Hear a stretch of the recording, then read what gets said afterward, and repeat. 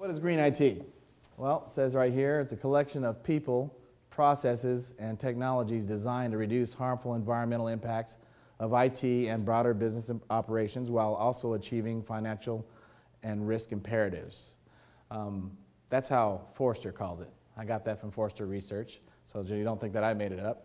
But there's a lot of misconceptions about green IT. Is it a sales pitch? Is it, we call it greenwashing. We call it a host of different things, and there's a lot of misconceptions. I'm going to try to go over all those things. At the end of the day, I want you to remember two things, or actually one. Number one thing you want to think about as green IT is cost reduction. This is an economic summit. You know, we could talk about the environment, and we will, and we could talk about different things concerning green. And we can talk about greenwashing, we can talk about all these different things, but at the end of the day, you want to think about cost reduction. This is an economic summit for that very reason, because we want to make it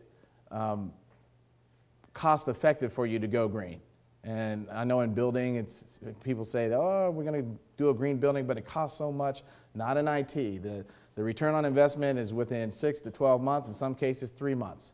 So the strategies we talk about, I'm going to go hard and fast into them, but I want you to remember this one thing, cost reduction for the company. And that's in this economy, you want to reduce costs. So let me get into it. So right now, you can see for green regulations, today, regulations are voluntary. In the future, they will be mandatory. You see a lot of laws coming into fruition. We heard about state laws. There are federal laws.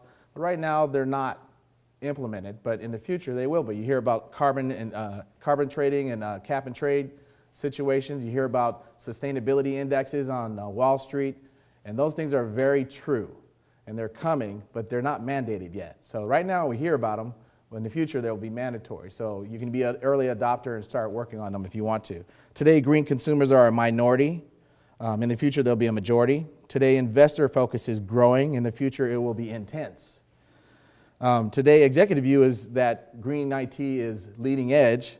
In the future, it will be mainstream. Today, business initiatives are niche projects. In the future, they will be the core to business goals. Okay? Today, carbon taxes are non-existent. We hear them talking about it, but they're not really there yet. In the future, there will be many carbon taxes. Today, green IT is interesting, and in the future, it will be required. We have a ton of companies that are doing a lot of things to be energy efficient. We have Bombardier, GE, Walmart, Electrolux, Tesco, Samsung, Abbott Labs. I know a lot about Abbott Labs from my medical background, but it's not just a few companies. A lot of companies are doing a lot of projects, but I want to give your attention to Walmart. I think they are the most impressive company when it comes to going green.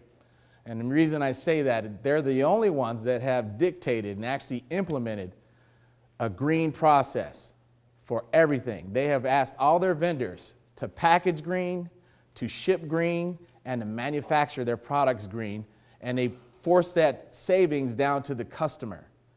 And that's very powerful. It's one of the things the federal government has tried to do, and they have a lot of legislation to do that, but they have not enforced it. Walmart has actually done it. I know they've gotten a lot of bad press in the past about, taking over small towns, but right now they're creating jobs in this bad economy. But they're also the greenest company out there. So if you get a chance, check out the Walmart Sustainability Index, where they have asked their vendors to provide them with green products, green packaging, and green shipping and logistics. It's very impressive. It's what most companies should try to do, most governments should try to do, whether it's state, local, or federal. It's very impressive. UPS saved $8.4 million just by using software to eliminate left turns on all their trucks. Can you imagine that? Just getting rid of all the left-hand turns with software, they saved $8.4 million. Is that green or what? Green in your pocket, right? $8.4 million. You like to come into your boss and tell him, hey, boss, I just gained $8.4 million because our trucks no longer do left-hand turns. It's very impressive. Companies like ours and IBM, HP, and Dell are trying to capitalize on green IT. You'll see a lot of companies talking about it. I like to say we are on the forefront, early adopters, but that's just me, I'm biased. And then we also have the Dow Jones Sustainability Index. Yes, investors want to invest in companies that are using sustainability initiatives to drive their business. And that's very important going forward. We're now joined by Jeremy Stratton, who's our Director of Economic Development here in the city of Danville. And Jeremy, what a wonderful turnout. I think we had close to 100 people for this first annual event here in the city of Danville. I was blown away when I walked through the door this morning. I didn't expect so many people, but it shows the level of interest in IALR, our newest company here in town, and also just the general amount of enthusiasm for technology companies and technology itself. Are we talking about green IT companies? I know work closely with Senator Webb's office to bring EcomNets here, and it looks like they're becoming a community partner by bringing this summit here and really diving into the community, and already hired a couple of local folks as well. Absolutely. We got the lead from Senator Webb's office, and so Linwood Wright and I drove up on a very snowy day up to Northern Virginia. There was 3 feet of snow on the ground, and we met with the company, gave a presentation, and there seemed to be instant chemistry between us and trust. Right. And they immediately said, well, we'll come down and Danville take a look. Because initially they weren't even thinking about right. Southern Virginia. Yeah. They stayed up in Northern Virginia. So a week later they came down to Danville, went through the Institute, went to RCAT, looked at several buildings. They liked the EDS building. And after that meeting, they said, this is the place we need to come. And so we got that verbal commitment there. And within 2 months, we announced it, that there was 160 jobs going to come here and $2 million investment. Normally, projects don't take this short of time frame. It's right. usually pretty long, a year or two to get a company to commit to come here. But this was done in a couple months. They're set to open in September.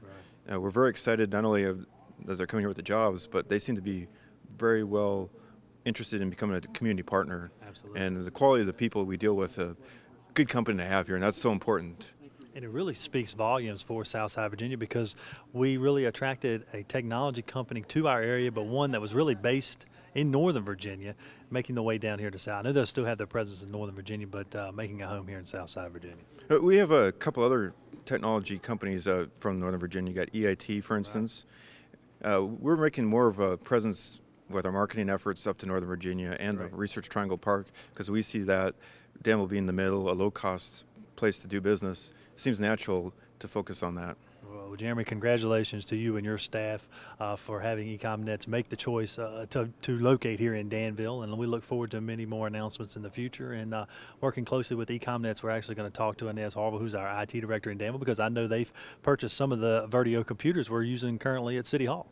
Yes, that was a big help by Inez to take the opportunity to buy those computers and test them to make sure it's a good product. Right. And it appears that they may buy more in the future. Sounds good. Well, Jeremy, thanks so much for joining us today. Thank you. Joining us now is Inez Harville, who's the Director of Information Technology for the City of Danville. And Inez, I know we've really partnered with EcomNets since day one. We have. It's been a great partnership, and in fact, we have bought 5 of their Vertio PCs, and we've got them installed at City Hall, so It's been great. So which departments do we currently have those PCs activated? We have them installed at Community Development. We're looking at putting them in HR and Public Works and using them for training PCs, and we're eventually going to be looking at putting them in the library. Right, and a lot because of their energy efficiency. Is that correct? Yes, they're great PCs. They're small, very compact, easy to move around, and they reduce our carbon footprint by about 70%. Very good. Now, I've noticed that you've got 3 or 4 members of your staff at the summit here today, and they're taking a lot of notes. Yes. So what are some of the things that you're learning, your staff is learning here today at the summit, that maybe we can implement back at City Hall? Well, we're looking at energy efficiency, how we can reduce our energy, our power usage for PCs, not only with the PCs, but the data center, virtualization, looking at storage. There's just so many different aspects that we can be looking at, and how we can be more efficient, but how we can reduce our energy. And I just want to ask you a question. From an IT director's position, how excited were you when you heard that EcomNets was coming and we're going to play an integral part in our community and bringing summits like this to Danville? It's incredible. It's amazing. I mean, the fact that we've got this type of technology here in Danville, that we can provide high-tech jobs for people in Danville, is just amazing. And the fact that we can partner with this company and providing these solutions for us has been incredible.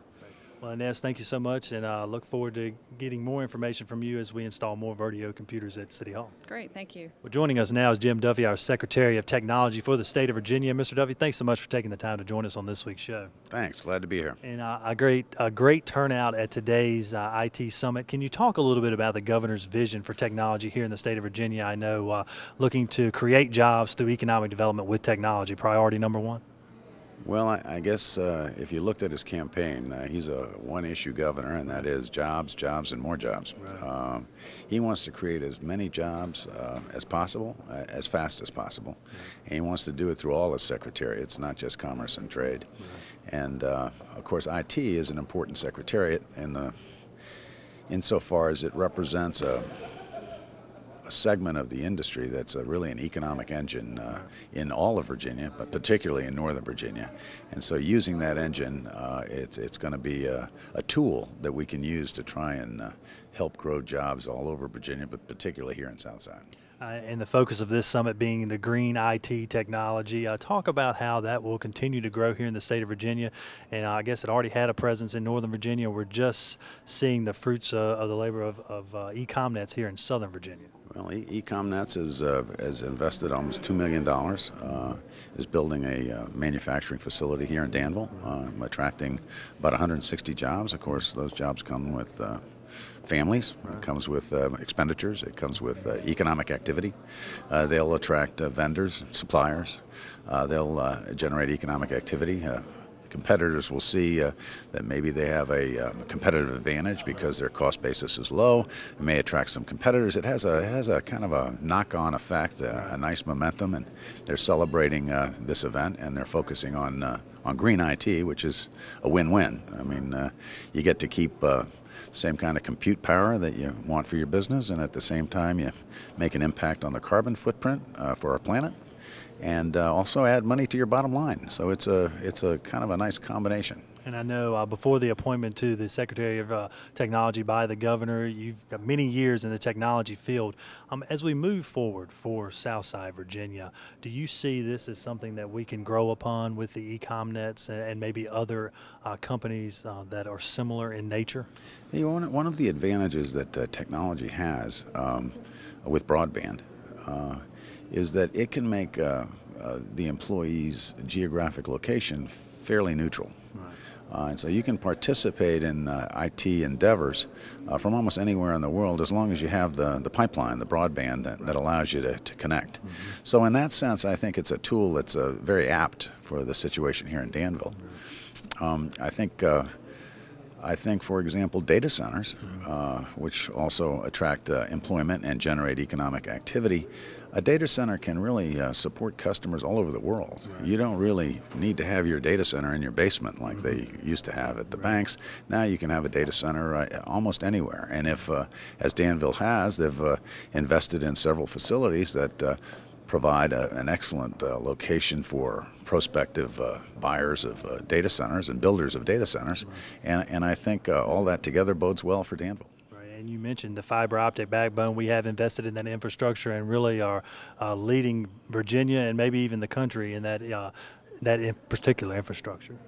Absolutely. I think we're very well positioned on broadband.